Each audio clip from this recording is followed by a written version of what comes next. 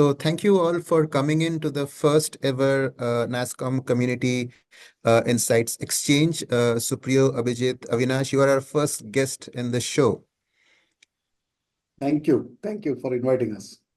Great. We'll quickly get started. Supriya, Abhijit, Avinash, I think what we wanted to basically do is to reach out to our community members to get a feel of how this year, 2025, is going to look like. I think technology is playing a very disruptive role as we speak, and there are global macroeconomic factors that keep continuously changing. Every year when we start a year, I think we have some expectations of how the year is going to pan out. And we thought what better way to start this entire new initiative, and we want to do this every alternate month if possible with community leaders such as you coming in and talking about various topics. We thought we'll start with a more general topic, this one, since this is the first one, and that is around how's 2025 going to look like as compared to 2024. So I think an opening question, short answer, yes, no. As compared to 2024, do you think 2025 will be better when it comes from a business demand perspective, technology business demand perspective? What's your answer? I think it will be similar, Achyutam. Yeah. Okay, Supriyo says similar to last year. Abhijit? I think Avinash said. So from my side, Avinash said, it would be a better one with a lot of new things that will come into play. So it will be a very different one. Okay, so Avinash says similar. Supriyo says better than last year. Abhijit? I think it will be better than last year because we are seeing enterprises predominantly in verticals like BFSI, healthcare, high tech move beyond experimentation to full scale GenAI integration and now exploring this agentic AI phenomena. So, okay, so should be better in my view. So you're saying it'll be better because of maturity of AI, and I think we have got a follow-up question later on this. So I think it's 2-1, Avinash. So you said similar, and Abhijit and Supriyo said better, but maybe Avinash had a great year last year itself, so that's why he's saying it's similar. So Absolutely. is that your secret, Avinash? No. Last year it was a difficult one for me personally from okay. a ERD perspective. That's the space I operate in, and. Why I said it is similar is because, as Abhijit just said, that last year was a transitional year for generative AI, and this year I think the companies will get a little more do a little more deep dive into this Gen AI, agentic AI, and things like that. From a business perspective, I think there will be a pressure in terms of demand, in terms of that's what technology wise. Yes, I agree with Abhijit that you might see a more adaptation in terms of Gen AI, cybersecurity, and those kind of things. When the business numbers will be under pressure. Yeah, just on a side note, Kathy and me had visited your office in Trivandrum and your factory, and it was a very, eye-opening experience. So thank you for that. Moving on to, client tech budgets. You have been working with clients, right? Do you see budgets remaining similar this year as compared to last year, or do you see budgets getting up, getting down, or is there a reallocation happening, right? I mean, if you look at what they're spending on, what they're spending more on, what they're cutting down on, traditional AI, anything else, right? I mean, from a technology budget perspective from clients, what do you see? We can go around the table, and maybe Avinash, you want to start, and then Abhijit and Supriyo can join in. Yeah, so I think the clients will continue to drive their efficiency agenda. The digitization, the whole digital story has got a renewed focus with the AI over the past 1 year. We see a lot of excitement around AI, and in some areas we see a lot of implementation as well. So I think that story will only mature this year, which when I said earlier that you will see a lot more focus on some implementations in the AI space. That's one piece. Geopolitical dynamics is a tricky one at this point of time. I think all of us can agree that every day we come up with something new coming up from Trump, right? So I think it will take about a couple of quarters to see him settle down, and we can get back to business as usual. So, but companies are likely to continue exploring new technology solutions to stay competitive. And I think all of us are a little more optimistic about what Gen AI, the agentic AI, all that can bring to the table. Having said that, we haven't seen so much of impact in the ERD side. When I say ERD, I'm talking about the engineering research and development space. I am mostly dealing in the industrial space as well as the automotive ERD space. There, it is too early, though we continue to, explore some POCs internally, but it's too early for that. Abhijit. Yeah, I will take a few minutes if you don't mind. A slightly longer perspective I would like to share. Please. So I think client technology budgets are seeing modest growth over last year, and 25 brings a strategic shift in spending priorities. And why I say so? Because I think there are 4 or 5 areas which I would like to talk about. One is obviously cybersecurity due to increased security concerns, which is driving technology modernization for strengthening security posture of the company or organization. Number two, the space that Zorient works in, engineering platforms for growth, leading to AI-enabled digital platforms that we develop for our customers. Third is very interesting. I think I talked a little bit about that earlier, but solving customers' business problem leveraging AI. For example, I will just give an example of one of the customers that we work in, a large Fortune 500 manufacturing company, which we are working, where they are processing RFPs to generate the quotations manually using their back office manual staff. They are now leveraging Zorient's generative AI Orion solution for doing the same work in less than 10 minutes from earlier 8 hours, which they used to take, and with 97% accuracy. So besides yielding efficiencies, this has also helped them in gaining additional market share. That is very interesting and commendable. The fourth is data preparation for AI. So we all talked about AI, but data preparation for AI, including data quality, data lineage, data accuracy, data transformation, enrichment is necessary.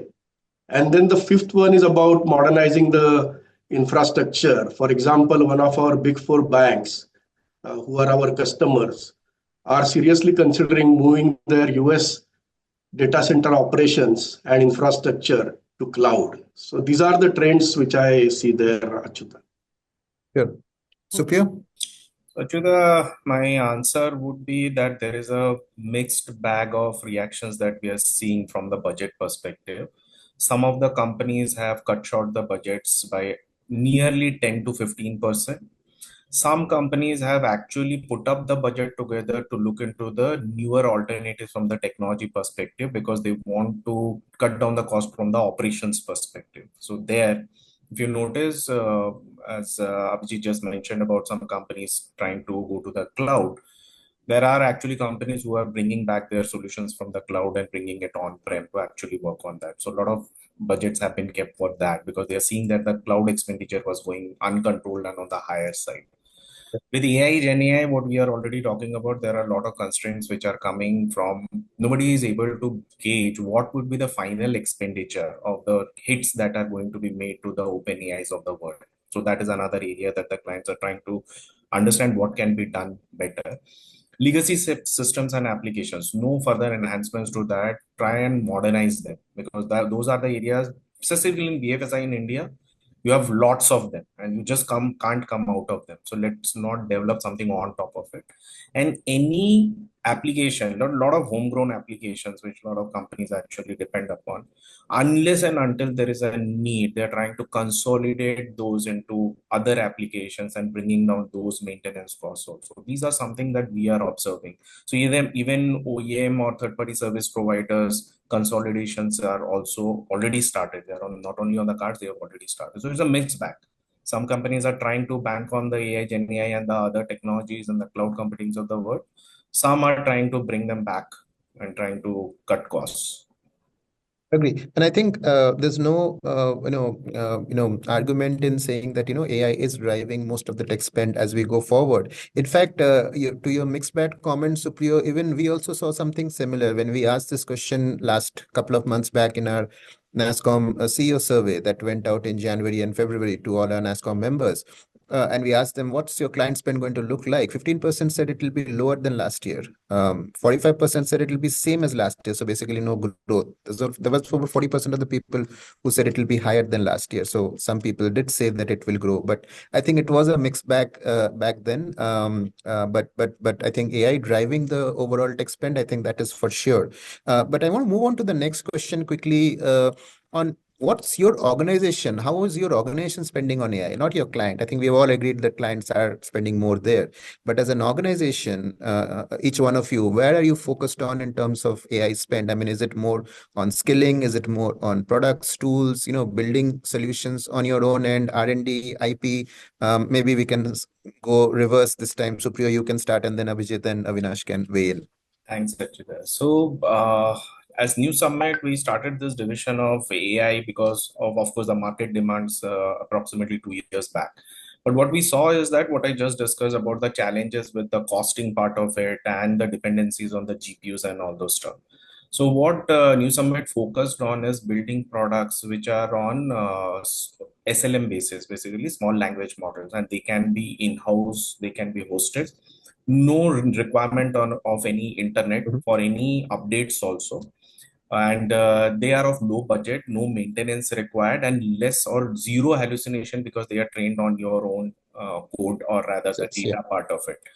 So some of the largest organizations, they were already tagging across with the LLMs of the world. Now they are looking forward towards the SLMs because that is giving them much more benefit, and usage wise hallucination is not there. They're finding it much more reliable, and best thing, BFSI sector, the data doesn't go out, it is completely residing. So our strategy is focusing more on these kind of solutions. We have got a solution package, we call it as the AI Semble. So what it can do is that right from gathering the challenges with your code, it can suggest what are the challenges, how you can remove it, create a complete test case, execute the test cases and everything by its own. So actually eliminating and giving you at least 35 to 40% efficiency gain, which has been liked by the top big fours and the others that we are working with, and they have tried to collaborate with us to give this solution to not only for their in-house work but also for their clients person. So that's how we are actually engaged. Great story, Supriya. Abhijit? Yeah, in Zorient, our focus on AI is increasing. With democratization of AI, we are leveraging AI not just for our engineering work to our customers, but also across our enabling functions such as HR, finance, talent supply chain, very interestingly. And our approach is finding art of possibilities with AI. So where we believe that it is not just AI technology, but a creative mindset which will enable us to build AI-powered solutions to solve complex business problems for our customers and internally. So we strongly believe that disruptive technologies like AI, besides investment, needs a fresh perspective. Hence, our overall AI spending remains very aligned with the strategic priorities of the business. But we are also investing more in training and upskilling our engineering workforce on generative AI to drive deeper adoption and innovation for our customers currently. Yep. Avinash? Yeah, I think I agree with Abhijit and Supriyo. The spends are on the rise as far as the organization Nest Digital is concerned. And very frankly, we just, we final stages of our budgeting for the new year. And every division, we have about 7 divisions, everyone has put in, investments towards AI. So there is no doubt about it, the amount of money which we are going to spend in the next financial year, 25-26. So that's one. Having said that, on the engineering and R&D side, we are doing a lot of POCs at this point of time because most of our customers, right, we at least on the automotive industrial side, we deal with the R&D departments there. And they are at this point of time trying to figure out or trying to look to us saying that, look, can you give us some POCs, right, as to how we can improve our, product development processes. Right. So at this point of time, we are doing small POCs and engaging with the customer. It's like co-building, right? So it's not that, I get 100%, remuneration, for the investment spent. So, but we are okay with that because it's a learning path, right, for our customers as well as us. So I think that will continue this year itself, but I think some of them will mature basis my, basis basis what I see in the organization today. Some of them will transition into full scale or full blown deployments as well. But investments will definitely continue this year. And in addition to the AI, we are focusing on the SciSec piece also, because with AI, Supriya spoke of SLM, but there are with the AI implementation, you will be interfacing heavily with the outside world. And I think at this point of time, that's a little bit of, I would say, are you able to hear me? Yeah, we are able to hear you. Go I ahead. got a call in between. So with the SciSec piece, that's a little unknown there. So we are investing in the SciSec piece also to better understand the implications for full scale AI rollouts. So that's where we are spending money today. Yeah, our analysis also shows that about 10 to 15% of POCs are getting converted to production. So I think that's something that we all need to work on to increase that rate, which also means that selection of POCs and execution both become important. But from a hiring perspective, I think, Abhijit, you touched upon it also. From a hiring perspective, will you hire more than what you hired last year? And what are key skill sets in demand for you this year as compared to, and from freshers, what do you expect, and from laterals, what do you expect? And maybe, Avinash, you could go first on this one, and then maybe we can keep this short, we can keep this rolling. But freshers, what are the skills that you're looking for? Are you going to hire more than last year? Laterals, what are the skills that you're looking for? Are you going to hire more or less than last year? I think we are going to be spending a little bit more on the laterals than from the freshers. The freshers will be there, but as you are aware, right, we need to spend a significant amount of time and money in skilling them. But overall, if you see, we are going to look at people with AI skill sets for sure, and cybersecurity. These are the two focus areas. As I said, all of our business divisions, 6-7 business divisions, are focusing on these two particular areas as areas of growth.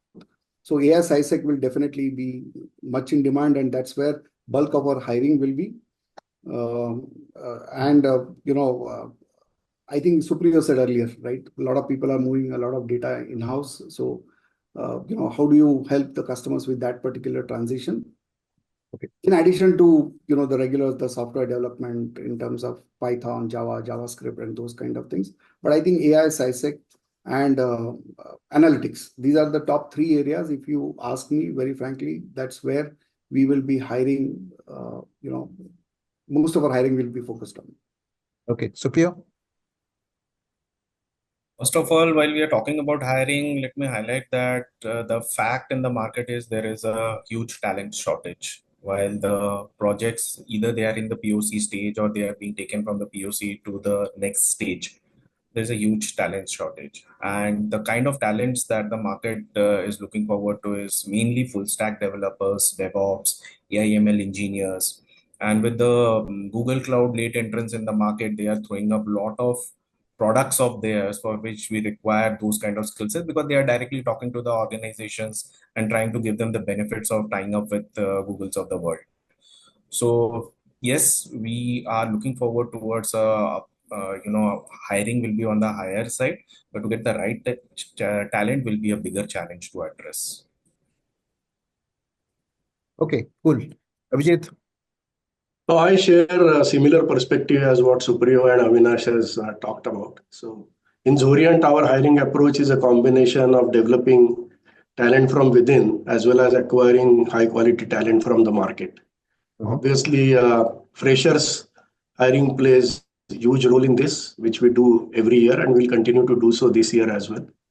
But there are 3 or 4 kind of skills that we are looking to upskill and hire high quality talent from the market. One is about all data space, data engineering, data analytics, data science. And second one is all about this cloud native engineers, DevOps, performance engineering in that space. And then specialized domain expertise in healthcare, fintech, manufacturing, insurtech, and then full stack engineers. So these are the areas where we are focusing on talent. So this would be laterals mostly, right, Abhijit? From a fresher perspective, do you have anything else in mind, any particular skill sets you're looking for other than whatever they come with, their trainings, their tech skills? Do you see more focus on professional soft skills, communications, and all those kind of things becoming more and more important, or the importance is more or less same as what it was in the past? Well, I think definitely there is importance on having higher, better, softer skills. But Mhm. in today's world of this AI, Gen AI and agentic AI, I mean, that is also a need of an hour. So we are also spending a lot of investments in training the freshers into these programs in parallel. Okay, understand. Also, the another question is on challenges, right? I mean, we have the year, it's just started, it's 3 months has already completed. What kind of challenges do you see in 2025 panning out? Some of them you're probably experiencing right now, but are there things that you see in the horizon that may come up later on this year? And maybe we can start with Abhijit this time. Okay, thanks. I have interesting perspective to share about this. So I think, well, some people in the industry may say GCCs, but in our view, technology services firm that have dependence on offshore staff augmentation models are likely to face challenges. But on contrary, we are at Zorient see GCCs as a big opportunity to collaborate with our customers in different industry segments. Again, for AI-enabled engineering solutions, providing professional services in fintech and insurtech areas, and we have value propositions tailored to our requirements of our GCC customers across the key industries that we work in. So collaboration with GCC is something that I see as an opportunity than as a challenge. Okay, great. Supriya? So as I understand that the question is more towards what kind of challenges maybe we are facing in the IT. As an industry, as a company, yes. Yeah, so I'm seeing one I highlighted that out of the latest technologies, as Abhijit also highlighted that they are trying to hire, there is a shortage of talent. That is one. Second, while we are bringing in these new technologies, there are a lot of integration points that are required to the existing systems which are there. So you need to upgrade those systems or make connectors to those systems. That is another area where we are seeing a lot of requirement of people is there, but we are finding shortage of people. Okay. And most importantly, the technology space is continuously changing in this particular area. The moment we pick up something and we are trying to better it, there is a better release in the market and people are jumping, can you do a POC on that? It's becoming a catch-up game. And it's becoming very difficult to actually justify which is a better one, because the people always want to take the latest one and say this is a better one, because that is how it is being marketed. So to balance this out and give our clients the right solution and the right approach which can survive the test of time is something that we are trying to work upon, and that is one of the topmost priority that we are trying to look at. Yeah, I think this is all very interesting. The pace of technology evolution itself is a challenge today, and how do organizations, especially with the client cycles which are longer, drawn out, it's very hard to really say what is great today is probably even applicable 3 months later. So thank you for bringing that point out. Avinash, your thoughts? So much of it has been said, but there are three things I would like to point out. One is again reinforcing on Sudipto's last point, is the adapting to the technological shifts. So rapid advancements actually are putting a lot of pressure on businesses, because we have to continuously adapt and integrate these new tools, processes which our customers are asking. So this is going to be a big challenge, right? And second thing which I also see is there is a lot of political and economic uncertainty in the market per se, right? So when we Abhijit initially bought this point about GCCs, right? So today GCCs are also feeling a little bit of heat, right? While Yeah. 3 years back we had a good run there, but now Mm. I think there is especially US, which is the biggest market for all of us, there is a lot of focus on insourcing, right? What you can find locally rather than offshoring that job. So that is a big uncertainty there, which I think we will have to figure out how to mitigate, right? And with it also comes the currency movements. The currency movement over the last couple of months has been pretty, dynamic. So that's another thing which I think the businesses will need to focus on. And I think talent acquisition remains the biggest one, the challenge for the entire industry, right? And especially with organizations, we also have started the return to office kind of stuff, right? And we are seeing a lot of pressure there. So how do you, while you want on one side people in office, right? How do you really strike that fine balance, right? So that's another business challenge I see in 2025. Yeah, thanks, Avinash. I think you brought out some very important points, especially the currency part is interesting because it's all uh, political and macroeconomic. They play a big role there, and there we have no control. So difficult to handle these situations. I'll quickly hand over the baton to Kathy, and Kathy has some specific questions for each one of you. So, Kathy, over to you. Yeah, thanks, Achita. So, I have, organization specific questions to each one of you, starting from you, Avinash. So, you do a lot of business with not only global clients, but also domestic India, including the government, right? And in the last 2 years, we have witnessed the domestic sector grow faster than the export market. So, do you see higher demand from domestic clients in 2025 as well? How does it look like for you? As So compared to exports, do you see domestic Yeah. market going faster for you this year also?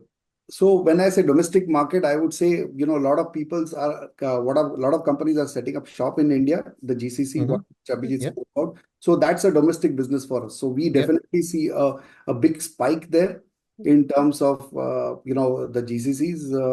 And I think everyone who wants to grow their business is looking at India seriously, aside from the Trump factor, right? So that's a little bit of unknown at this point of time. So we will continue to grow handsomely. But having And said do you see the domestic, the GCCs having enough control over budgets at their budgets, or is it really still top-down approved from their parent headquarters, or do you see they have that control on No, whom to I think work with, how to work with? it's a mixed bag. It's a mixed bag, Subrata, very Achyuta, very frankly. And I think it will continue. The headquarters will continue to kind of mandate what needs to be done, which is also okay. I'm not saying that, because they have the global picture, whereas the GCC is focused on demand fulfillment. So which is fine in my say.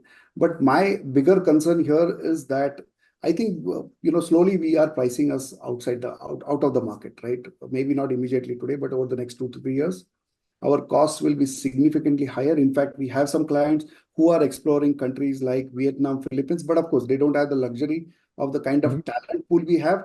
But I think in bits, I think in pockets we will continue to face a significant pressure with respect to the pricing. So I think all the companies have to figure out how to keep our costs down, because the last 2 to 3 years, I think everyone can agree, everything will agree that the cost has zoomed. So, right, my question to you, Abhijit, is that, Zodian does a lot of work in the digital engineering space, and we have seen a slowdown in some sectors, such as auto globally last year, and there was an impact of tariffs maybe felt the highest in the manufacturing sector as well. So, when it comes to, do you see an impact in engineering services from India because of this?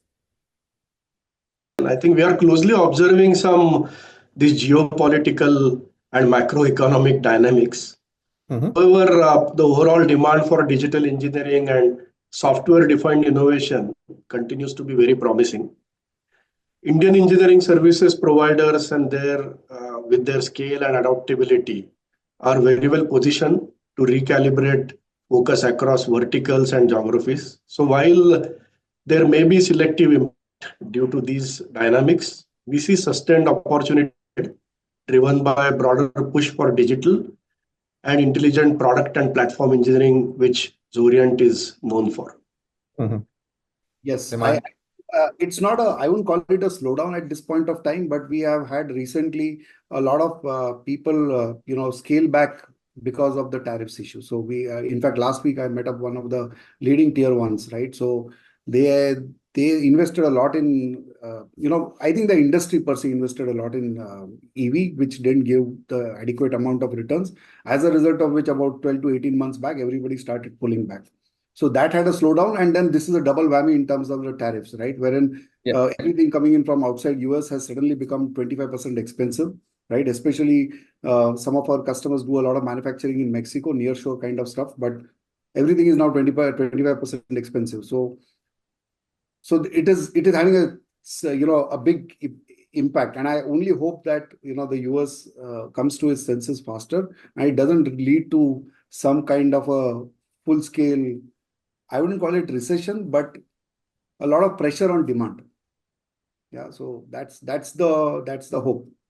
So surveys say last year when they did this, there was a 20% chance of US going to recession this year. That has increased to 40% this year in March itself. In just 1 month, there has been a doubling of the chances of recession for US. So we may feel that, we may hope for a lot of positive things, but a lot of people are not expecting that to happen.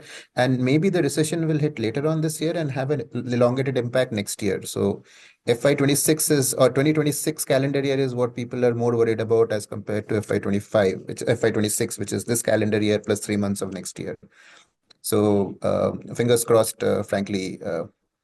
So closing question, right? I know, we've taken a lot of time and we wanted to keep this to below half an hour. You've all been a part of the community for quite some time. What do you really like about it? And what do you think we can do more to help the Indian tech industry grow? NASSCOM does a lot of things, but we are trying to pitch community as a separate initiative within NASSCOM itself. But what are the things that you have liked about us and what do you think we can do more? And any of you can go first. I think the policy advocacy, those kind of initiatives which is being undertaken by NASSCOM, I think it is right up there. So that's something which I feel you guys have been doing extremely well, and I only hope you continue to do that well. In terms of what you could do possibly more is getting in a little bit more, leaders to sessions like this, where we could interact, we could understand each other's perspective and apply that in our day-to-day life, in terms of business as well. So that is Yep. something we want to see a little bit of more. But otherwise, in terms of, I also read, I don't know really, but I also read up that NASSCOM is undertaking a lot of skills-based initiative, in the tier 2, tier 3 C town. I think that's also very important at this point of time. Sure. I think that we will continue to do. I was more referring to the community itself, the NASSCOM community platform that we run under which we are trying to do this, which is a open knowledge sharing platform that we have built for everybody associated with NASSCOM. So all employees, all leaders, they can all be a part of community, share content, share thoughts, and we kind of market them. So we kind of market them rather than market NASSCOM out there. So I think that was the key one. Anything from you, Abhijit, on what the community could do more? I mean, these kind of sessions we'll plan every alternate month, and we would want to be doing this in your cities also as we go forward. So maybe we get 10 leaders together and maybe make it a little bit more thematic rather than trying to cover too many things. Maybe talk about skilling or talk about AI or talk about GCCs or talk about economy in general. So, and I think we can make that a little bit more structured as we go forward. But Abhijit, anything from you? No, I think you said it well. I think NASSCOM community is a crucial enabler for collaboration, policy advocacy that Avinash also talked about, and then technical talent development in this country. So that I think should be the focus. More cross-industry knowledge sharing on topics like AI governance, cyber security, cloud adoption, platform-led digital engineering can certainly benefit its community members in my view. Okay, I think that's good enough homework for us. So thank you, Avinash, Abhijit for joining in, and Supriyo will thank him offline. And this was the first event that we did on this platform, Community Insights Exchange. We'll try to do more as we move forward, and we will again reach out to you for interesting thoughts and your participation. Thank you. Thank you. Thank you, Achula. Thank you, Avinash. Thank you.